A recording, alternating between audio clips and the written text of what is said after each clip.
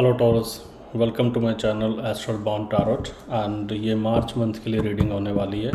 Let's see क्या messages हैं आपकी लव लाइफ में मार्च मंथ के लिए। एंड उससे पहले अगर आप चैनल पे न्यू हैं तो प्लीज़ चैनल को लाइक करें, शेयर करें, सब्सक्राइब करें। वीडियो आपसे कनेक्ट होती है तो आप मुझे कनेक्ट मैसेज कमेंट करें। एंड एवरी डे मैं 8:45 और 9 PM के बीच में लाइव आता हूँ, तो आप चाहो तो मेरे से कनेक्ट उस टाइम कर सकते हो। एंड मेक श्योर जो मैसेजेस आपसे रेजोनेट करते हैं, जो सिचुएशन आपसे रेजोनेट करती है, आप उन्हीं को लें, बाकी चीज़ों को आप यूनिवर्स पर छोड़ दें। चलिए देखते हैं क्या मैसेजेस हैं आपके लिए आपकी लव लाइफ में मार्च मंथ के लिए। अगर आपका सन, मून, वीनस राइजिंग में टॉरस है तो ये एनर्जी आपसे रेजोनेट करेगी, और अगर आप क्रॉस वॉचर हो तो ये एनर्जी आपकी भी हो सकती है। चलिए आपके लिए कार्ड्स निकालते हैं। 1 2 3 4 और 5। ओके, तो सबसे पहले जो मेरे पास कार्ड है वो है 2 of wand, 2 of cups, hanged man, ठीक है, 8 of pentacle and 9 of sword, ठीक है। तो सबसे पहले मैं आपको यहाँ पे साइन बता देता हूँ कौन कौन से अवेलेबल है। यहाँ पे कैंसर, पाइसेस, स्कॉर्पियो है, टॉरस, वर्गो, कैप्रिकॉर्न है, एरीज, लियो, सेजिटेरियस भी है, बट स्ट्रांगली मुझे यहाँ पे पाइसेस एंड लिब्रा दिख रहे हैं, ठीक है। तो चलिए आपके फर्स्ट कार्ड से स्टार्ट करते हैं।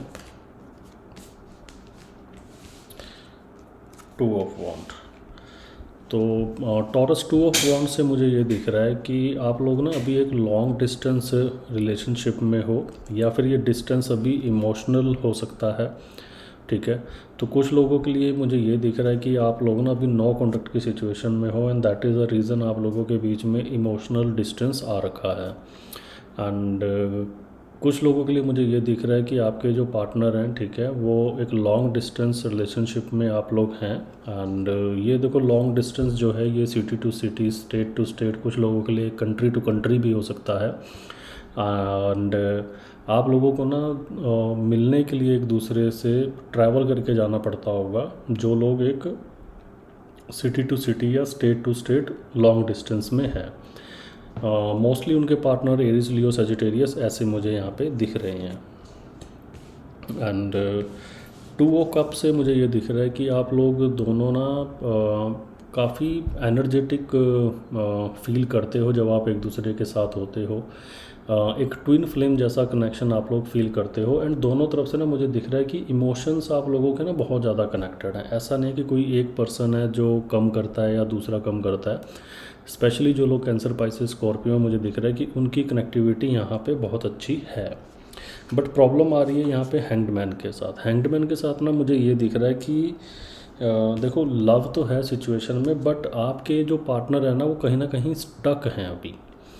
वो आपको ना, अगर आप कमिटमेंट मांग रहे हो या फिर फ्यूचर उनसे मैरिज प्रपोज़ल मांग रहे हो, तो वो आपको ये मैरिज प्रपोज़ल दे नहीं सकते, कमिटमेंट आपको दे नहीं पा रहे हैं, और कहीं ना आपको मतलब उलझा के रखा हुआ है। तो इस तरह की सिचुएशन मुझे यहाँ पे दिख रही है। हैंग्डमैन के साथ देखो, नॉर्मली क्या होता है कि ये जो डिसीज़न होता है ना, ये एक्चुअली आपके पार्टनर के ऊपर डिपेंड नहीं करता, ये आपके पार्टनर हैं किसी और चीज़ के ऊपर डिपेंड। तो काफ़ी सारे लोगों के लिए हो सकता है यहाँ पे थर्ड पार्टी सिचुएशन हो, कि उनके पार्टनर ऑलरेडी कहीं थर्ड पार्टी में फंसे हुए हैं। हो सकता है कि शायद आप किसी मैरिड पर्सन से डील कर रहे हो एंड उनका डिवोर्स चल रहा है, एंड जब वो उनको डिवोर्स देंगे तब वो आपको कमिटमेंट देंगे, ऐसा भी हो सकता है। और कुछ लोगों के लिए मुझे ये लग रहा है कि आपके पार्टनर आपसे पहले किसी के साथ एक कमिटमेंट रिलेशन में हैं, एंड वहाँ उन्होंने कम्प्लीटली अपना क्लोज़अप नहीं किया है, ठीक है, मतलब क्लोज़र नहीं किया उन्होंने कम्प्लीटली, एंड आपको कमिट भी नहीं किया है, एंड एक होल्ड की सिचुएशन जो है यहाँ पे जनरेट हो रखी है। तो ये भी हो सकता है। और जो लोग, देखो, मुझे दिख रहा है कि काफ़ी लॉन्ग डिस्टेंस रिलेशनशिप में हैं, मुझे वहाँ पे बड़ा स्ट्रांगली ये दिख रहा है कि वो लोग शायद थर्ड पार्टी सिचुएशन में भी हैं। ठीक है।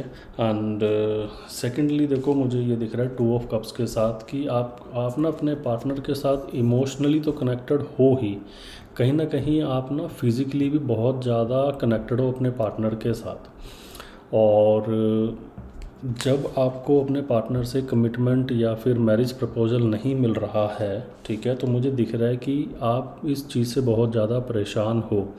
आप इस पर्सन को ध्यान से देखो। ये एक्चुअली क्या है, देखो कुछ लोगों के लिए ये रेजोनेट करेगा कि वो लोग ना अभी अपने आप को बहुत ज़्यादा एक रिलेशन में देखते हैं कि बहुत ज़्यादा फंसे हुए हैं इस रिलेशन के अंदर, बाहर भी निकलना चाहे ना तो निकल नहीं पा रहे हैं, ठीक है। एक टॉक्सिक सी सिचुएशन बनी हुई है यहाँ पे।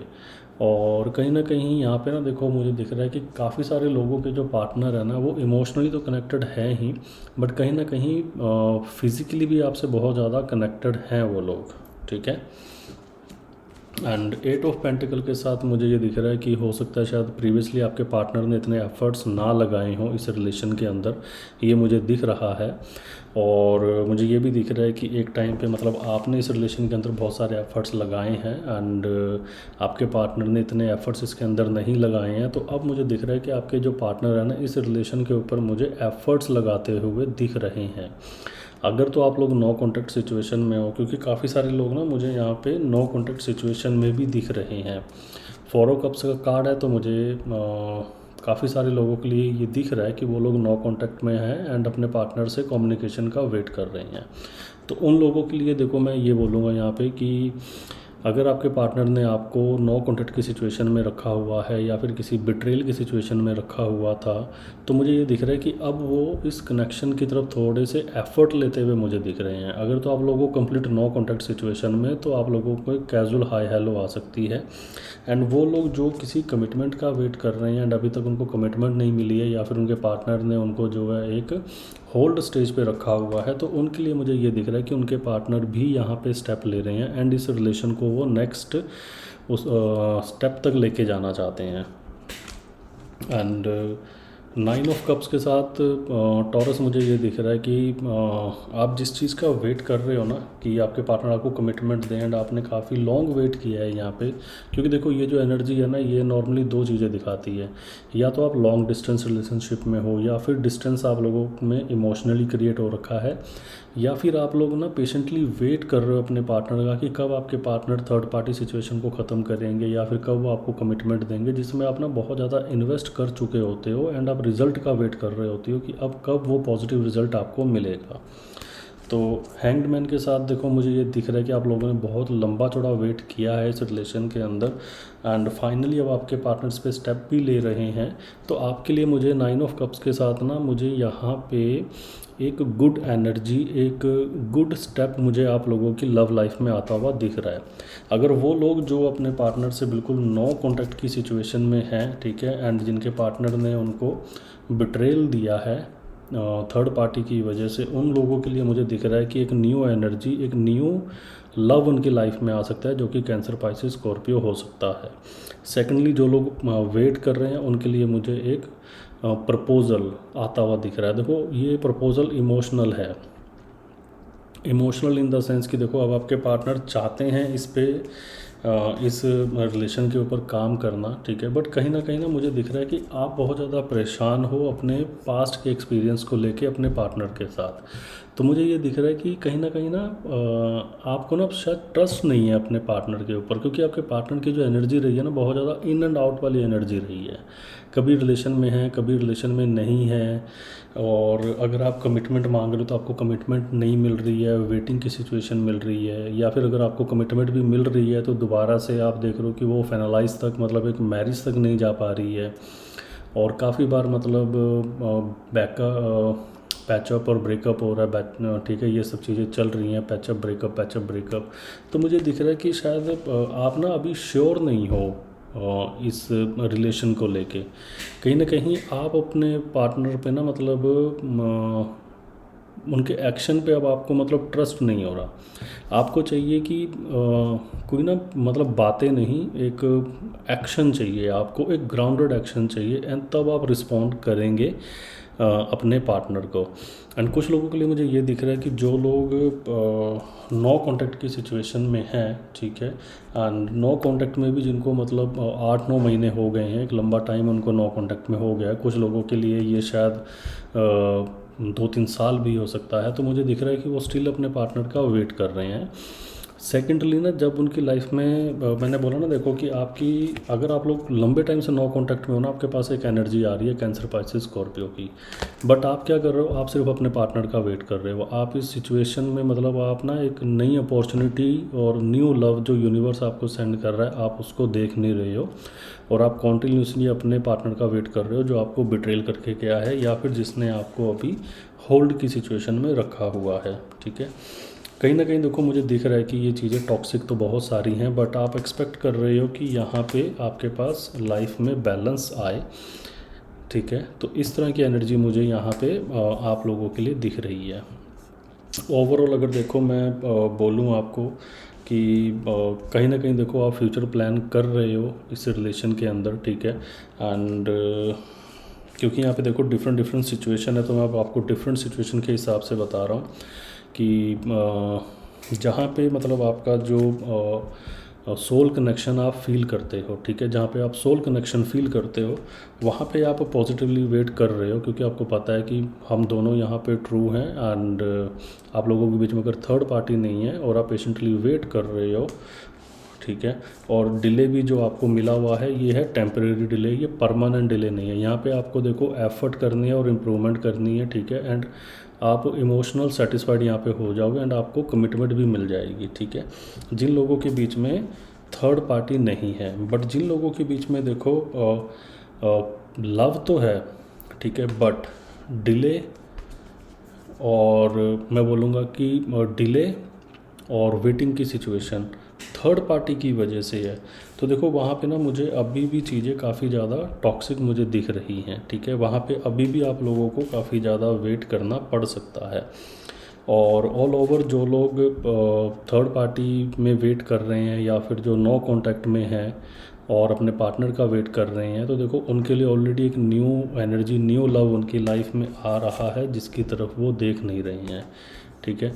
तो ओवरऑल अगर मैं गाइडेंस की बात करूं, ठीक है, कि अभी देखो आपके पास चीज़ें ना क्लियर नहीं है और क्लैरिटी भी नहीं है आपके रिलेशन के अंदर, तो अभी तो देखो मैं आपको यही बोलूँगा कि विदाउट क्लैरिटी अभी आपको कोई डिसीज़न लेने की ज़रूरत नहीं है, ठीक है।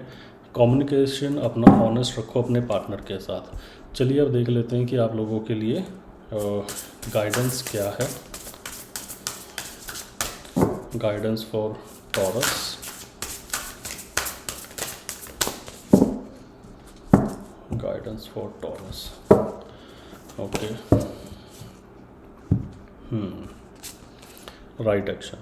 देखो राइट एक्शन का मतलब ये होता है कि सम टाइम ना आपको कोई भी एक्शन लेने की ज़रूरत नहीं होती है, ठीक है, एंड सम टाइम आपको सिर्फ ना कुछ ना करना ही आपका राइट एक्शन होता है। तो दैट मीन कि अगर कोई चीज़ आपकी लाइफ से जाना चाहती है उसे जाने दो, कोई चीज़ अगर आपकी लाइफ में रुकना चाहती है उसे रुकने दो। दैट मीन देखो जैसे मैंने बताया था ना कि काफ़ी सारे लोग जो हैं थर्ड पार्टी सिचुएशन में फंसे हुए हैं एंड थर्ड पार्टी में वेट कर रहे हैं कि थर्ड पार्टी रिमूव होगी, या फिर वो लोग जो थर्ड पार्टी में हैं एंड उनके पार्टनर किसी लीगल केस में फंसे हुए हैं कि कहीं डिवोर्स होगा तो चीज़ें आपके पास आएंगी। तो उनके लिए राइट एक्शन का मतलब ये है कि देखो जो चीज़ आपकी लाइफ में अपने आप स्टेबल हो रही है, अपने आप स्टैटिक हो रही है, ठीक है, जो अपने आप आपके पास आ रहा है आप उसे आने दो, एंड जो आपकी लाइफ से जा रहा है उसे जाने दो।